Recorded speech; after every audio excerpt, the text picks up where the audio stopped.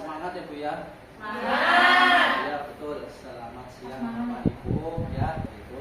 Nah sebelum kita membahas sesi kali ini, saya ingin tanya dulu nih Bu. Untuk bulan kemarin kita sudah belajar apa?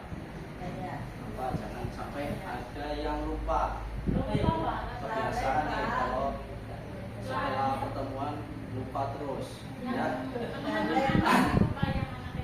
Oh, enaknya yang nangis. Berarti kemarin kita sudah belajar tentang memahami perkembangan dan perilaku baik anak, gitu ya. Nah, apa saja sih pada saat sesi itu kita membahas apa saja? Ayo. Yang tolong memuji anak. Nyanyi-nyanyi kayak Pak. Nyanyi-nyanyi apa ya Bu ya? Ya, sih Oh. bilang maaf. Oh ya betul ya. Jadi ibu-ibu cara meningkatkan atau meningkatkan perilaku baik anak itu yang pertama adalah memuji ya Bu.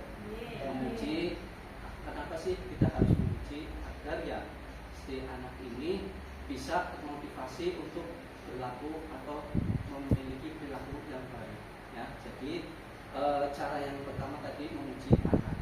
Yang kedua ya, ketika si anak ini berlaku baik, kita sebagai orang tua ya harus memberikan apa Bu? Reward ya Bu.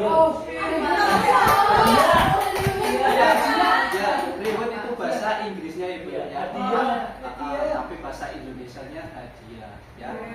Terus kita juga pada saat sesi kemarin belajar cara mengurangi perilaku buruk ya, perilaku buruk gitu, perilaku buruk terhadap seorang anak. Caranya bagaimana sih? Ya tadi ya, sering memuji lah.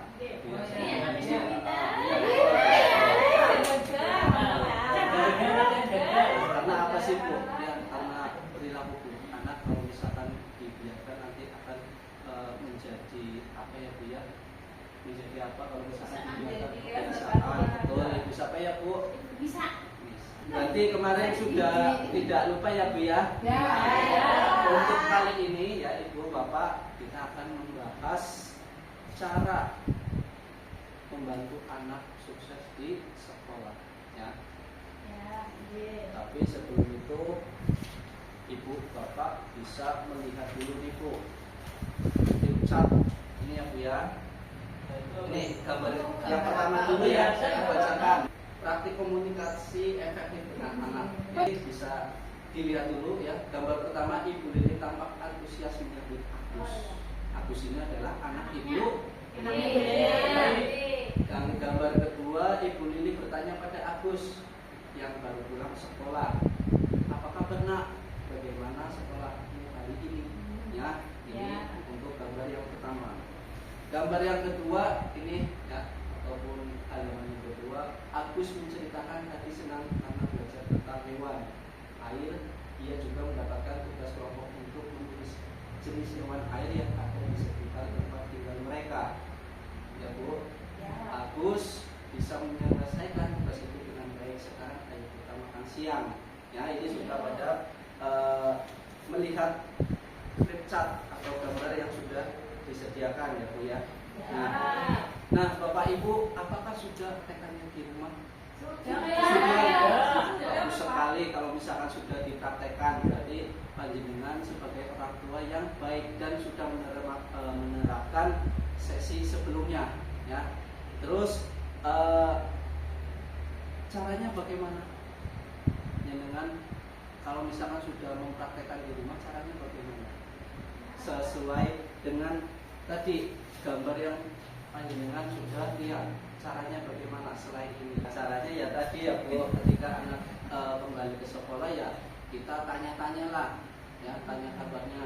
Setelah pulang dari sekolah ditanya ya, bagaimana sekolahmu hari ini nak, senang atau tidak ya. Terus ketika sudah ditanyai anaknya sekolahnya di mana nak, lah respon si anak ini bagaimana? Responnya bagaimana kalau misalkan ditanyain? Tadi ya ada yang embuh, ada yang senang ya, katanya B aja, biasa aja. Ya, berarti kalau misalkan B aja berarti orang tuanya belum bisa mensukseskan si anak tersebut. Ya, makanya daripada itu ya kita sebagai orang tua harus bisa memenuhi pendidikan si anak ini biar tidak ya syukur-syukur bisa lebih baik daripada orang tua. Amin. Amin. Nah, terus ya Bu ya, ini saya sampaikan juga memang pendidikan itu adalah hak semua anak Indonesia ya Bu ya, yang harus dipenuhi. Kita sebagai orang tua berperan dalam pemenuhan pendidikan si anak kita ya Bu ya, dan memastikan anak berusia sekolah hadir di sekolah ya. Itu ya Bapak Ibu ya. Nah, terus ini tadi melanjutkan ya Bu ya, pembelajaran di PAUD juga mungkin bukan kewajiban ya Bu ya, tapi dengan memasukkan atau membantu anak kita masuk ke dalam PAUD ya Bu ya, itu menjadikan anak lebih siap. Lebih siapnya bagaimana? Lebih siap untuk menjalani pendidikan ataupun tingkat ke jenjang yang selanjutnya. Contohnya yang SD ya. Jadi si anak ini ketika lebih cepat masuk ke dalam proses berarti siap masuk ke dalam SD, dan insya Allah si anak ini lebih berpeluang besar untuk sukses di masa depannya. Itu ya Ibu ya. Selanjutnya Bapak Ibu ya, nanti kita akan sedikit bermain ya, kita bikin kelompok, 2 kelompok masing-masing 4 orang gitu ya. Nanti kita main pesan berantai ya. Kayak kuis, Pak. Iya, kayak kuis. Nanti peraturannya setiap kelompok ya Bapak Ibu, ini kelompoknya Ibu Siti dan ini kelompoknya Bapak Santoso ya. Nanti setiap kelompok nanti kita belajar atau bermain pesan berantai. Nanti ketua kelompok saya bisikan sebuah kata, sebuah kalimat. Kalimat ini harus disebut ya masing-masing oleh anggotanya ya. Nanti yang terakhir apa yang telah disampaikan oleh anggotanya sebelum atau di depan panitia ya. Dan pesan ini ya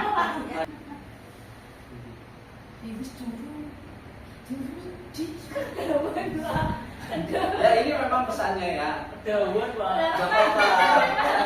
Aduh. Mau jemput anak. Ya, nanti Dawa-dawa diketok kok. ya, 1, 2, 3. Bu Siti. Pendidikan anak tuh buat anak pintar. Aduh, iya udah.